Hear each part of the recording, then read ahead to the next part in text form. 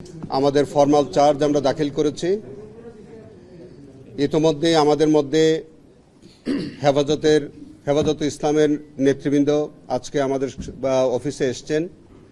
আমাদের এই মামলার যিনি কমপ্লেনেন্ট ছিলেন, যিনি আমাদের মৌলানা আজিজুল হক ইসলামাবাদী,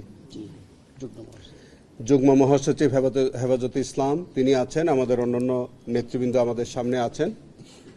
আমাদের মধ্যে বিভিন্ন সাংবাদিকবৃন্দ আছেন। আপনাদের সবাইকে আন্তরিক ধন্যবাদ। আমরা 5ই মে 2013 সালে হেফাজতে ইসলামের একটি সমাবেশে তৎকালীন সরকারের পুলিশ, বিজিবি, র্যাব এবং আওয়ামী লীগ, ছাত্রলীগ, যুবলীগ তারা একটি নারকীয় হত্যাযজ্ঞ চালায়। আপনারা এটা ইতিমধ্যে অবহিত আছেন যে 2013 সালের পর থেকে তৎকালীন সরকার এই মামলাটির কোনো তদন্ত কার্য তারা পরিচালনা করেননি। হেফাজতে ইসলামের পক্ষ থেকে বহু চেষ্টা করা সত্ত্বেও তৎকালীন সরকারের সময় এই হত্যাকাণ্ডের কোনো তদন্ত বা বিচার তারা পাননি। আন্তর্জাতিক অপরাধ ট্রাইব্যুনাল যখন পুনর্গঠন হলো 24 গণ আন্দোলনের পর, তখন আজকের যিনি বাদী আমার ডান পাশে বসা আছেন, তিনি একটা লিখিত অভিযোগ এই ট্রাইব্যুনালে দাখিল করেন। সেই অভিযোগের পরিপ্রেক্ষিতে অত্র ট্রাইব্যুনালের যে তদন্ত সংস্থা এই ঘটনাটাকে অত্যন্ত গুরুত্বের সাথে বিবেচনা করে সেটির তদন্ত কার্যে বিশেষভাবে মনোনিবেশ করে এবং আমি এই ট্রাইব্যুনালের দায়িত্বভার গ্রহণ করার পর চিফ প্রসিকিউটর হিসেবে আমি শাপলা চত্বর এই হত্যাকাণ্ডের এই ঘটনাটাকে অত্যন্ত গুরুত্বের সাথে দ্রুত ইনভেস্টিগেশন শেষ করে বিচারের সম্মুখীন করার জন্য আমি একটি বিশেষ গুরুত্ব আরোপ করি। আমার কাছে মনে হয়েছে যে আলেম ওলামাদের দেশ বাংলাদেশ, যে এতগুলো আলেম ওলামাদেরকে শিশু বাচ্চা সহ নির্বিচারে সেই ভয়াল রাতে নির্বিচারে গুলি করে যে তাদেরকে হত্যা করে আহত করে, এই নারকীয় হত্যাযজ্ঞের একটি সুষ্ঠু তদন্ত এবং বিচার হওয়া প্রয়োজন। এবং এই যে জেনোসাইড, এইটি বাংলাদেশের ইতিহাসে এরকম বর্বরোচিত হত্যাকাণ্ড, এরকম বর্বরোচিত আক্রমণ এটি এর আগে কখনো ঘটেছে বলে আমার জানা নেই। সেই কারণে আজকে একটি ইসলামিক গোষ্ঠী অথবা একটি ইসলামিক গ্রুপকে তাদেরকে ডেস্ট্রয় করে দেওয়ার জন্যে, নির্মূল করে দেওয়ার জন্যে তৎকালীন সরকার কিছু ব্লগার অ্যাক্টিভিস্ট অথবা কিছু লেফটিস্ট, যাদেরকে আমরা নাস্তিক বলে সম্বোধন করতে পারি, এই জাতীয় কিছু মানুষ দ্বারা প্রভাবিত হয়ে হেফাজতে ইসলামের মতো একটি সংগঠনকে নির্মূল করার জন্য সরকার অত্যন্ত পরিকল্পিতভাবে তাদের উপরে সেই দিন এই নারকীয় আক্রমণ এবং হত্যাযজ্ঞ সংগঠিত করে। আমরা এই ইনভেস্টিগেশনটি পরিচালনায় হেফাজতে ইসলামের সর্বস্তরের নেতৃবৃন্দদের সহযোগিতা আমরা চেয়েছিলাম। তারা অনেক সহযোগিতা আমাদেরকে করেছেন। আমরা সামগ্রিকভাবে এই মামলাটির ইনভেস্টিগেশনে আমাদের পক্ষ থেকে যতটুকু আমরা ইনভেস্টিগেশনে পেয়েছিলাম, বিশেষ করে আমাদের অধিকার নামে যে আমাদের একটা মানবাধিকার সংগঠন, তাদের একটি বড় ভূমিকা ছিল এই যে হত্যাযজ্ঞের প্রকৃত ঘটনা উদ্ঘাটনের স্বার্থে। আমাদের ইনভেস্টিগেশনে তারা অনেক সহযোগিতা করেছেন। তাদের কাছ থেকে আমরা এই ইনভেস্টিগেশনের একটা বড় তথ্য আমরা সেখান থেকে সংগ্রহ করেছি। আমরা সর্বমোট 61 জন শহীদের তালিকা, শহীদের আমরা শনাক্ত করতে পেরেছিলাম। তবে তার মধ্যে 58 জনের আমরা নাম ঠিকানা পেয়েছিলাম, বাকিদের 3 জনের নাম ঠিকানা আমরা সংগ্রহ করতে পারিনি। তার মধ্যে আমরা আজকে মূলত 2টি ঘটনার উপর আমরা চার্জ দিয়েছি। একটি হচ্ছে যে শাপলা চত্বরে 5 তারিখে মধ্যরাতে যে নারকীয় ঘটনা ঘটল সেখানে 32 জন শহীদ হয়েছে। এটি আমাদের আন্তর্জাতিক অপরাধ ট্রাইব্যুনাল আইনের 3-এর সি ধারা মোতাবেক এটা একটা জেনোসাইড ছিল, এবং যেহেতু এটা একটা জেনোসাইড এবং পরের দিন যেটা নারায়ণগঞ্জের সিদ্ধিরগঞ্জে সেখানে আরও 20 জন মানুষকে একত্রে শহীদ করা হলো, সেটাও একটা জেনোসাইড ছিল। এই 2টি জেনোসাইডের ঘটনার প্রেক্ষিতে আমরা 2টি চার্জ আমরা 41 জন আসামির বিরুদ্ধে আমরা এনেছি। আমি একটু পরে আপনাদেরকে নামগুলো একটু শোনাবো। 41 জন আসামিকে আমরা আমাদের প্রাইম অফিসে আমরা যে ইনভেস্টিগেশনটা হয়েছে তার মধ্যে তাদের সরাসরি আমরা সম্পৃক্ততা পেয়েছি। কাউকে আমরা প্ল্যানিংয়ে পেয়েছি, কাউকে আমরা কনস্পিরেসিতে পেয়েছি, কাউকে আমরা সরাসরি অংশগ্রহণে পেয়েছি, এবং কারো কারো স্বীকারোক্তির মধ্যে আছে যে তারা এক্সট্রা জুডিশিয়াল তারা কনফেশন করেছে। যেমন তৎকালীন তথ্যমন্ত্রী তারা সংসদে দাঁড়িয়ে বলেছে, তৎকালীন যে ডিএমপি কমিশনার বেনজির আহমেদ তিনি এগুলাকে কৃতিত্বপূর্ণ দমভক্তি আছে। তৎকালীন অনেক কর্মকর্তারা যে হেফাজতের এই নেতৃবৃন্দদেরকে বা এই নিরীহ আলেম ওলামাদেরকে হত্যা করে তারা যে বিভিন্ন রকমের দমভক্তি করেছে, সেই দমভক্তিগুলো আমরা কালেক্ট করেছি। সেগুলো বিভিন্ন পত্রপত্রিকা, বিভিন্ন সোশ্যাল মিডিয়াতে সেগুলো প্রচারিত হয়েছে, এবং এই হত্যাকাণ্ডকে বিকৃত করে বিভিন্ন সময় কিছু কিছু ব্যক্তি বা কিছু সংগঠন তারা বিকৃত তথ্য দিয়েছে। সেটাও আমরা কয়েকজনকে আমরা সেভাবে অপরাধ হিসেবে তাদেরকে চিহ্নিত করেছি। যেমন আমরা সমীকরণ নামে একটি সম্প্রচার ছিল, সেখানে টোটাল এই হেফাজতের এই ঘটনাটাকে বিকৃত করে সারা দুনিয়াতে একটা মিথ্যা তথ্য প্রচার করে। সেটাও কিন্তু এক ধরনের অ্যাবেটমেন্ট হিসেবে গণ্য করা হয়েছে ইনভেস্টিগেশনে, এবং তাদেরকেও বিচারের সম্মুখীন করা হয়েছে। 71 টেলিভিশন তৎকালীন সময়ে যিনি প্রধান ছিলেন মোজাম্মেল বাবু, তার একটি ভূমিকা ছিল যে যাতে এই বিকৃত তথ্য তারা প্রচার করে, এবং তাকেও কিন্তু এই আইনের আওতায় আনা হয়েছে। এবং সেখানে যে সকল আইনশৃঙ্খলা বাহিনীর যারা প্রধান ছিলেন তাদেরকে আনা হয়েছে, যারা সরকার প্রধান থেকে শুরু করে স্বরাষ্ট্র মন্ত্রণালয়ের 2 জন মন্ত্রী যাদের প্রত্যক্ষ ভূমিকা ছিল এই ঘটনার মধ্যে, তাদেরকে আনা হয়েছে। আজকে মাননীয় ট্রাইব্যুনাল 41 জন আসামির বিরুদ্ধে অভিযোগ আমলে নিয়েছেন, এবং যারা ইতিমধ্যে আমাদের কয়েকজন গ্রেফতার আছে তাদেরকে সুনির্দিষ্টের আবেদন সেটা মঞ্জুর করেছেন। যারা পলাতক আছে তাদের বিরুদ্ধে গ্রেফতারি পরোয়ানা জারি করা হয়েছে, এবং আগামী 16 অগাস্টে সেটির পরবর্তী তারিখ আছে যে যারা পলাতক আছে তাদের এক্সিকিউশন রিপোর্ট আসার পরে তারপরে যদি এর মধ্যে যদি গ্রেফতার করা সম্ভব না হয় অথবা যদি তারা ট্রাইব্যুনালে হাজির না হয়, তাহলে আমাদের পত্রিকার বিজ্ঞপ্তির মধ্য দিয়ে মামলাটা বিচারের জন্য রেডি হবে, এবং তারপর থেকে বিচার কার্য শুরু হবে। আমি শুধু আসামিদের নামটা আপনাদেরকে একটু পড়ে শোনাই।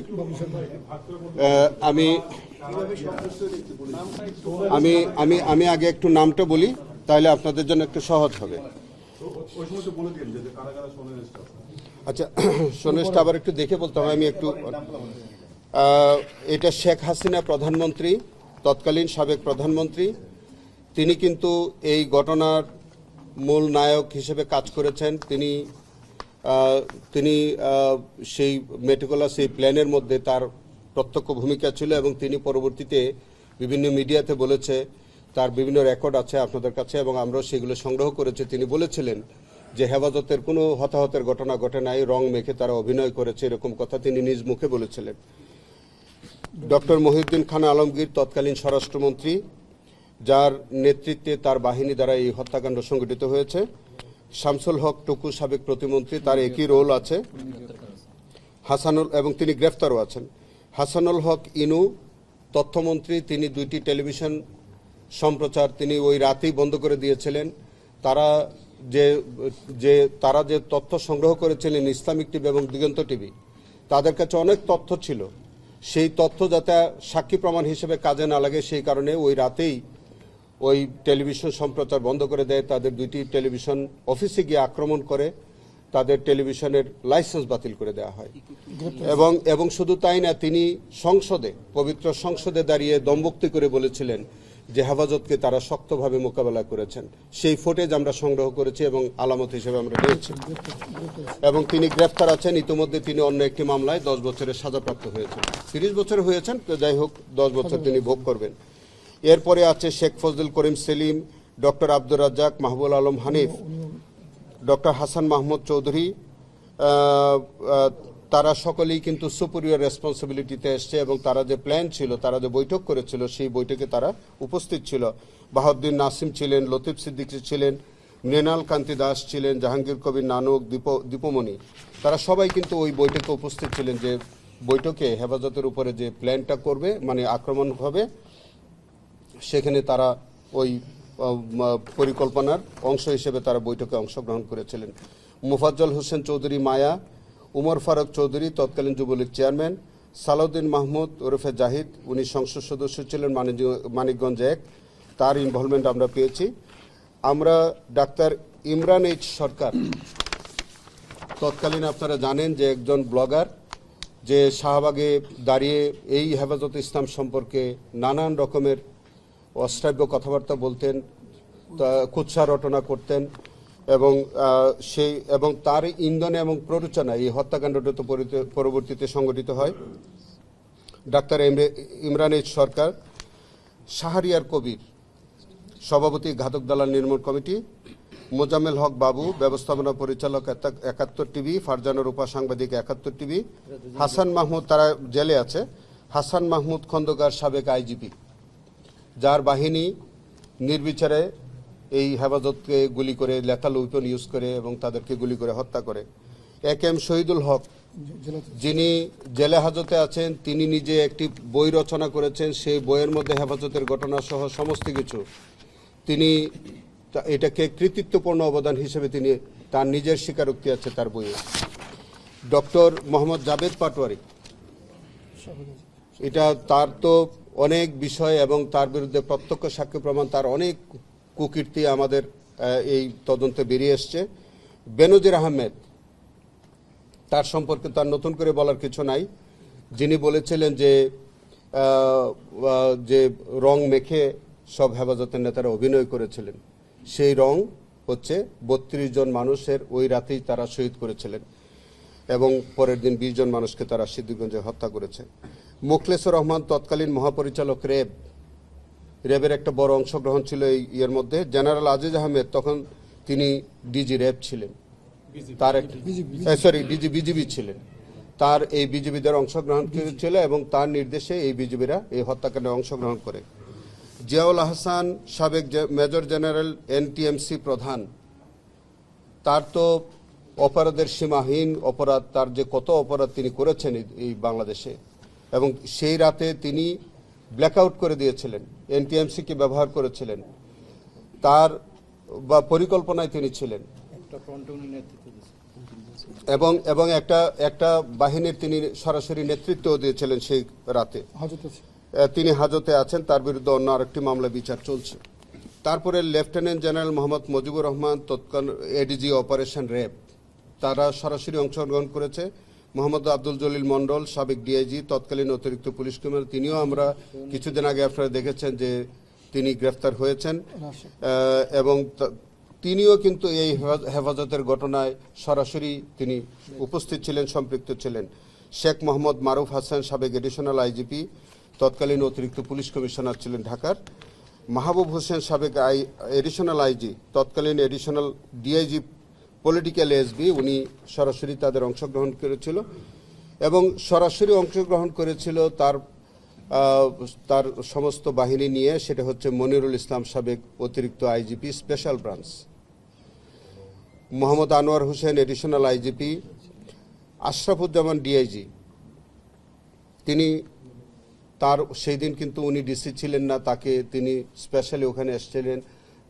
তাদেরকে আমি এক কথা বলে রাখি, তাদেরকে প্রত্যেকেই কিন্তু ওই হেফাজতে অংশগ্রহণ করার জন্য বা এই যে হত্যাকাণ্ড সংগঠিত করেছে হেফাজতকে যে এইভাবে নিশ্চিহ্ন করে দেওয়া হয়েছে, তাদের সমাবেশ ভণ্ডুল করে দিয়েছে, এই জন্য কিন্তু তাদেরকে বিপিএম পদক দেওয়া হয়েছে এবং সেই পদকের মধ্যে এই হেফাজতের বা এই শাপলা চত্বরের ঘটনাটা তারা বর্ণনা করে তাদেরকে বিপিএম পদক দিয়েছে।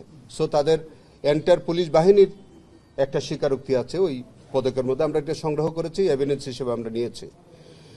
এম মেহেদী হাসান অতিরিক্ত ডিআইজি তৎকালীন মতিঝিল জোন, মোহাম্মদ হারুনুর রশিদ আমাদের সেই হিরো, হ্যাঁ কি বলবো, বাতের হোটেল বলে ওনারা সবাই।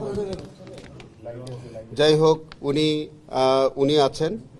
বিপ্লব কুমার সরকার, যে মহাশক্তিধর একজন পুলিশ কর্মকর্তা, তার সরাসরি অংশগ্রহণ ছিল এই হেফাজতে, তিনি আছেন।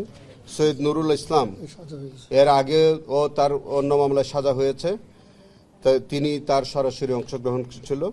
আসাদুজ্জামান পুলিশ সুপার, তার সরাসরি অংশগ্রহণ ছিল। শিবলি নুমান সরাসরি অংশগ্রহণ ছিল। এবং তৎকালীন সময়ে এই শাপলা চত্বরটি যার হেফাজতে ছিল, যিনি হচ্ছেন তৎকালীন মতিঝিল থানার ওসি ফরমান আলী, যিনি তার সমস্ত বাহিনী সেদিন তিনি এই হেফাজতের উপরে আক্রমণ করার জন্য নিয়োগ করেছিলেন। আমরা আমাদের এই ইনভেস্টিগেশনের মধ্যে আমাদের এই হেফাজতের ইনভেস্টিগেশনের মধ্যে 41 জনকে আমরা সরাসরি তাদের সম্পৃক্ততা পেয়ে 41 জনকে আমরা সেন্ট আপ করেছি। তাদের বিরুদ্ধে আমরা আজকে ফর্মাল চার্জ দাখিল করেছি এবং এই 41 জনের বিরুদ্ধেই মাননীয় ট্রাইব্যুনাল নাম্বার 2 অভিযোগ তারা আমলে নিয়েছেন এবং তাদের বিচারের জন্যে আমরা কিছুদিন পরে আমাদের যখন অন্যান্য আনুষ্ঠানিক ফর্মালিটিসগুলো যেগুলো আছে, যেমন ধরেন কিছু প্রসিডিউরাল বিষয় আছে, আমাদের এক্সিকিউশন রিপোর্ট লাগবে যারা পলাতক আছে সেগুলো, এবং পত্রিকার বিজ্ঞপ্তির বিষয় থাকতে পারে, এগুলি হওয়ার পরে আমরা চার্জ গঠন হবে এবং তার বিরুদ্ধে সাক্ষী প্রমাণ শুরু হবে।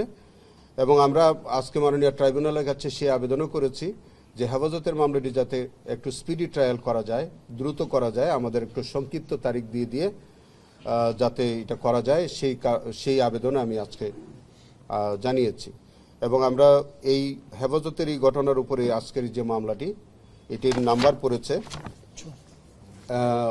আইসিটিবিডি কেস নাম্বার 6/2026 এবং আগামী 16 তারিখে এটার পরবর্তী কার্যক্রমের জন্য ধার্য আছে। আপনাদের সবাইকে ধন্যবাদ।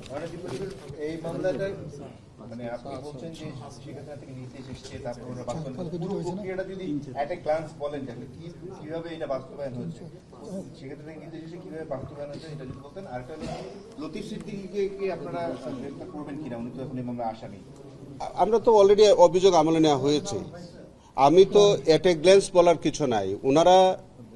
ওনারা ঢাকা শহরের 3টি গেটে তারা প্রটেস্ট করবার জন্য এসেছিলেন, কিন্তু সেখানে দুপুরবেলা আওয়ামী লীগ কার্যালয়ের সামনে কয়েকজন হেফাজতের কর্মীকে তারা হত্যা করলো।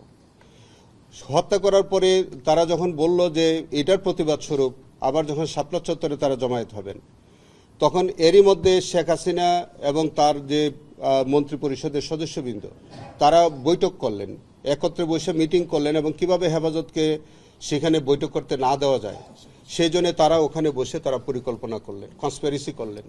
এবং শুধু কনস্পিরেসি না, তখন একটি পুলিশের একটি সংস্থায়, এটা আমরা পরবর্তীতে আপনারা দেখবেন, সেখানে বসে কিছু কিছু পুলিশ তাদেরকে ওখানে স্ট্যান্ড বাই রাখা হলো যে কোনো মুহূর্তে আক্রমণ করার জন্য। এগুলো সমস্ত কিছু মেটিকুলাস ডিজাইনে, প্ল্যানে, সরকার প্রধানের প্ল্যান অনুযায়ী হচ্ছিল এবং তারই ধারাবাহিকতা। কিন্তু হেফাজতের নেতৃবৃন্দ তখনও বুঝতে পারে নাই যে মধ্যরাতে তাদের উপরে এইভাবে নৃশংসভাবে অ্যাটাক করা হবে এটা। এবং অনেকে কিন্তু জিকির আসকান করতেছিলেন, অনেকে ঘুমিয়ে পড়েছিলেন, শিশু বাচ্চাগুলো ছিল। কিন্তু হেফাজতের নেতৃবৃন্দরা এই যে তারা যে মেটিকুলাসলি তারা যে এরকম পূর্ব পরিকল্পনা মাফিক যে সরকারের বাহিনী তাদের উপর আক্রমণ করবে তারা বুঝতে পারেনি।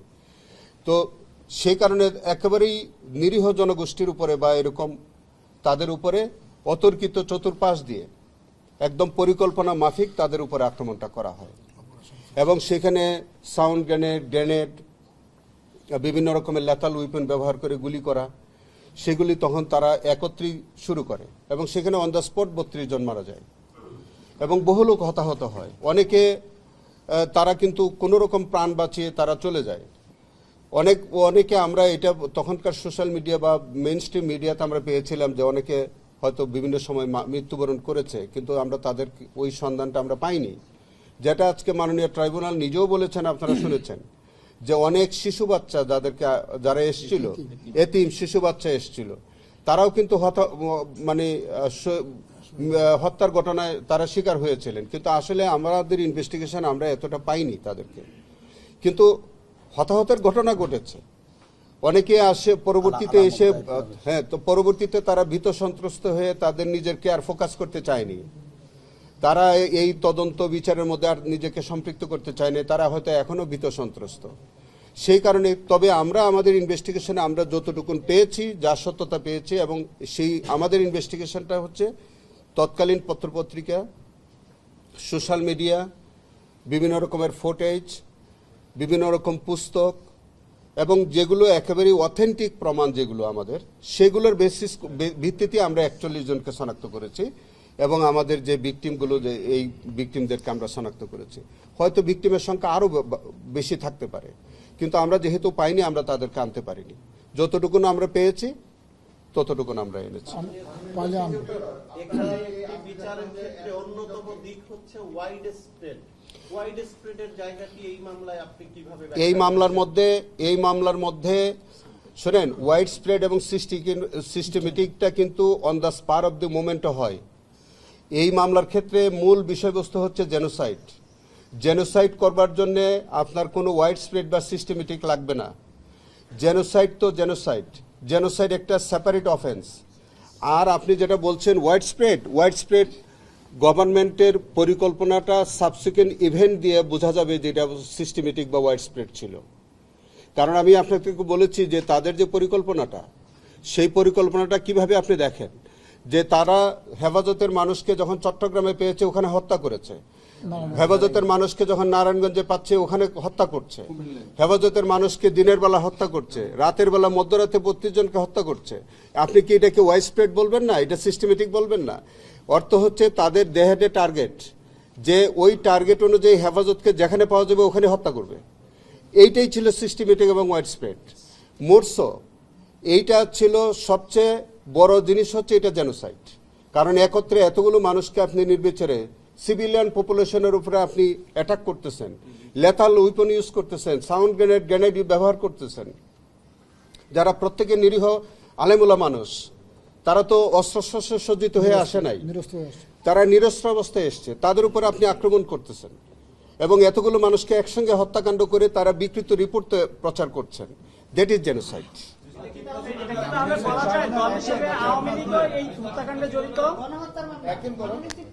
এইটা আমি আপনাকে বলি, আপনি যে প্রশ্নটা করেছেন যে আওয়ামী লীগ সংগঠন হিসেবে এর মধ্যে দায় আসবে কিনা, আমরা ইনভেস্টিগেশন করছি। ইতিমধ্যে শাপলা চত্বরের এই জেনোসাইডটাকে মানে রাজনৈতিক সংগঠন হিসেবে, অপরাধ হিসেবেও কিন্তু আমরা অন্তর্ভুক্ত করি, আমরা ইনভেস্টিগেশন করছি।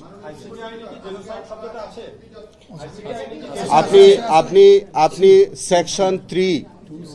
সেকশন 3 সেখানে দেখবেন, সেকশন 3 রোমান 2C সেখানে জেনোসাইডটা আছে।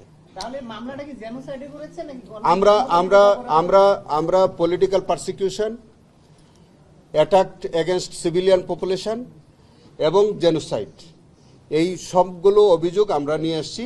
মেইনলি আমাদের অভিযোগ হচ্ছে এটা ইট ইজ এ জেনোসাইড।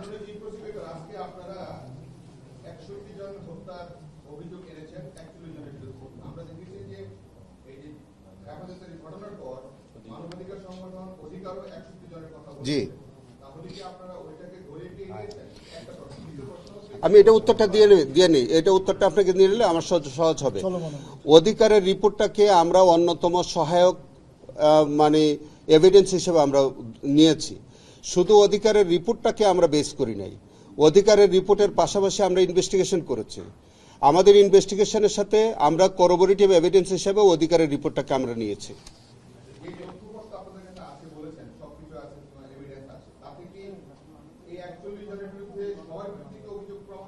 একেবারে আমরা শুনেন, এইটাতে অনেক, আপনি আরো বহু সদস্যদেরকে আনতে পারতেন, আপনি বিজিবির প্রত্যেকটা মেম্বারকে আনতে পারতেন, পুলিশের অনেকগুলো কনস্টেবলকে আনতে পারতেন, বিজিবির অনেকগুলো কনস্টেবলকে আনতে পারতেন, কিন্তু আমরা তো ওদেরকে আনি নাই। আমরা যারা সুপিরিয়র রেসপন্সিবিলিটি, আপনি আনলে তো আস্থা বাংলাদেশের সবাইকে নিয়ে আসতে হবে। কিন্তু আমরা দেখেছি যেসব প্রতিষ্ঠানের যারা প্রধান ব্যক্তিত্ব, যাদেরকে কোনোভাবে তাদের দায় ছিল যে এটাকে এটা অ্যাভয়েড করার, এটা প্রিভেন্ট করার অধিকার ছিল। আমাদের আইনে কিন্তু এটাও বলা আছে, আপনি অফেন্স করলেই শুধু অফেন্স হবে না, আপনি প্রিভেন্ট করতে পারতেন। আপনি এই হেফাজতকে আপনি অন্যভাবে তার এই বিষয়টা বন্ধ করতে পারতেন, এই অপরাধটা যাতে না হয় আপনি সেটা পদক্ষেপ নিতে পারতেন, বাট আপনি নেন নাই সরকার হিসেবে অথবা আপনার বাহিনী প্রধান হিসেবে আপনি নেন নাই। এই যে আপনি নিলেন না, এটাও কিন্তু একটা অফেন্স, আন্তর্জাতিক অপরাধ আইনে ওইটাও একটা অফেন্স। সেই কারণে যাদেরকে আপনি দেখবেন যে বিভিন্ন বাহিনী প্রধানদেরকে নেওয়া হয়েছে, তাদের দুইটা কারণে নেওয়া হয়েছে। একটা হচ্ছে তাদের সুপিরিয়র রেসপন্সিবিলিটি ছিল, অর্থাৎ কমান্ড রেসপন্সিবিলিটি যেমন ছিল, তাদের আবার কিন্তু ইন্ডিভিজুয়াল রেসপন্সিবিলিটিও ছিল। তারা অনেকেই কিন্তু সশরীরে অংশগ্রহণ করেছেন। তারা ষড়যন্ত্রের মধ্যে তারা যে প্রিভিয়াসলি যে মিটিংটা করেছে সেই মিটিংয়ে তাদের অংশগ্রহণ ছিল। তো সেই জন্য তাদের ইন্ডিভিজুয়াল রেসপন্সিবিলিটি এবং কমান্ড রেসপন্সিবিলিটি দুইটাই তাদের মধ্যে আছে। এবং আমরা একেবারেই এটা আমি আপনাদেরকে আবার রিপিট, যে 41 জনকে আমরা ফাইনালি আসামি হিসেবে অন্তর্ভুক্ত করেছি, আমরা ইচ্ছা হলে আরো হয়তো অনেককে আনা যেত, কিন্তু আমরা যে 41 জনকে এনেছি তাদের কোনোভাবে তাদেরকে আর আসামি করা ছাড়া আমাদের হাতে আর কোনো উপায় ছিল না। আমরা দেখেছি যে তাদের সম্পৃক্ততা এমনভাবে যে তাদের কাউকেই এখান থেকে আর স্পেয়ার করার কোনো সুযোগ নেই, সেইভাবে আমরা তাদেরকে এনেছি। না, এই অর্ডারটা এক্সিকিউট তারাই করেছে, 41 জনই করেছে। আমি তো আপনাকে একটা কথাই বললাম, সেটা তো তারা করেছে তাদের ঊর্ধ্বতন কর্মকর্তাদের নির্দেশে। সেই কারণে আজকে যদি আপনি ধরেন যারা বৈঠকে ছিল, আপনি শেখ হাসিনার মন্ত্রী পরিষদের সবাইকে তো আমরা আনিনি, যারা ওই বৈঠকে উপস্থিত ছিল আমরা তাদেরকে এনেছি। যাদের যে বাহিনী প্রধান যারা ছিল, যেমন ধরেন মতিঝিল থানার ওসিকে আমরা এনেছি, মতিঝিল থানার সব অফিসার বা কনস্টেবলদের আমরা আনি নাই। কারণ এইভাবে যদি আনেন তাহলে তো সারা দেশকে নিয়ে আসতে হবে। সেই কারণে আমাদের তো একটা যে আমাদের যে সিলেকশনটা, সেটা আমরা দেখেছি যে আসামি যে 41 জনকে আমরা এনেছি, তাদের দায় কোনোভাবে আর এড়ানোর কোনো সুযোগ নেই। তাদেরকে আসামি করা ছাড়া বা তাদেরকে বিচারে সোপর্দ করা ছাড়া আর কোনো উপায় নাই, এবং সেই হিসাবেই তাদেরকে আনা হয়েছে। অনেকে আছে তারা অর্ডারটা ক্যারি আউট করেছে। আমরা সেই জায়গা থেকে আমরা মনে করি যে তাদের ওই অপরাধটা ওইভাবে আসে নাই তাদের বিরুদ্ধে। সে কারণে হ্যাঁ, অভিযোগটা হচ্ছে ওইটা আমরা বললাম যে এখানে 3টা অভিযোগ মেইনলি। একটা হচ্ছে political persecution, attack against civilian population, আরেকটা হচ্ছে জেনোসাইড। এই 3টা অভিযোগ মূলত। একটা হচ্ছে যে এই যে রিলিজিয়াস গ্রুপ, তারা একটা ইসলামিক গ্রুপ, তাদেরকে নির্মূল করবার জন্য বা ডেস্ট্রয় করার জন্য বা এক্সটারমিনেট করবার জন্য খুব পরিকল্পিতভাবে তাদের উপর অ্যাটাক করা হয়। আমরা সেটাকে অপরাধ হিসেবে নিয়েছি। এবং আরেকটা নিয়েছি যে এই যে পারসিকিউশনের উদ্দেশ্যে যে তাদেরকে, এটাও কিন্তু এক্সটারমিনেশন বা পারসিকিউশন প্রায় এক সমার্থক বা ওভারল্যাপিং। আরেকটি হচ্ছে যে অ্যাটাক করেছে যে সিভিলিয়ান পপুলেশন হিসেবে, তারা সবাই নিরস্ত্র মানুষ ছিলেন। এই যে নিরস্ত্র সিভিলিয়ান পিপল, তাদের উপরে পরিকল্পিতভাবে আপনি অস্ত্রশস্ত্র সজ্জিত হয়ে একটা বাহিনী আক্রমণ করেছে এইটা, এবং মানে in the result genocide took place. সেই কারণে আমরা এই সবগুলো নিয়ে এসেছি। এখন আসলে এই মামলা 41 জনের ভিতরে গ্রেফতার আছে কতজন, অন্য মামলা সহ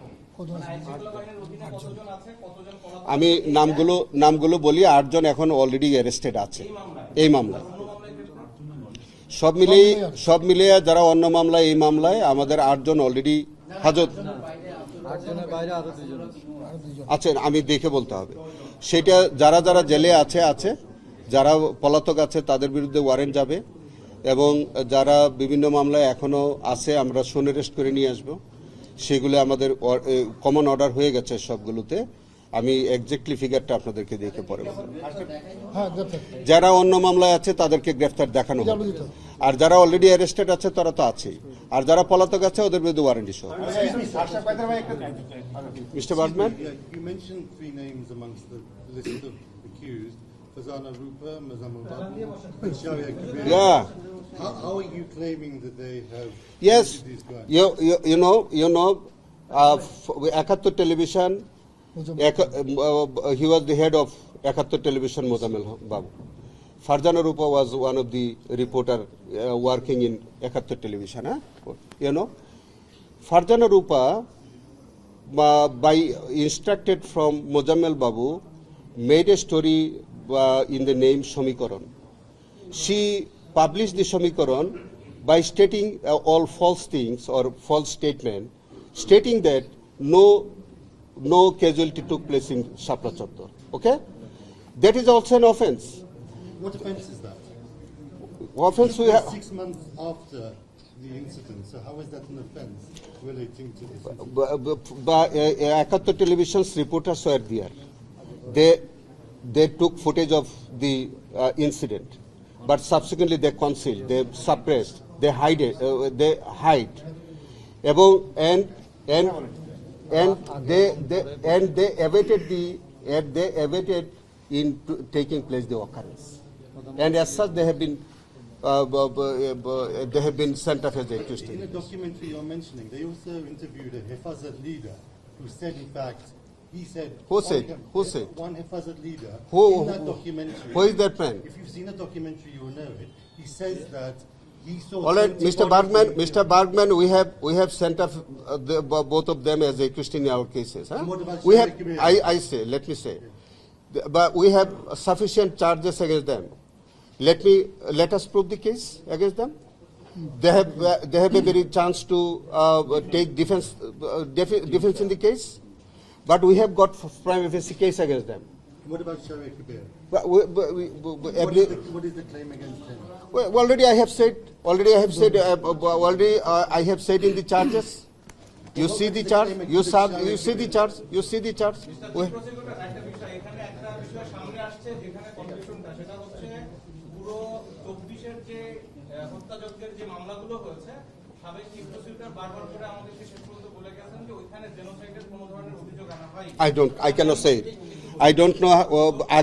আগে কে কি বলেছে? I cannot say. আপনি তো পরবর্তীতে জানেন যে ওখানে জেনোসাইডের কোনো অভিযোগ ছিল না। From my investigation, let me say, from my investigation, it has been clear. According to our investigation, it has been found that it is a clear case of genocide. It is our report that it is a case of genocide. If you fail, you will get the benefit of that. But amaderke prima facie case is very clear. We have collected so many documents which leads us to take decision that it is a genocide. Thank you.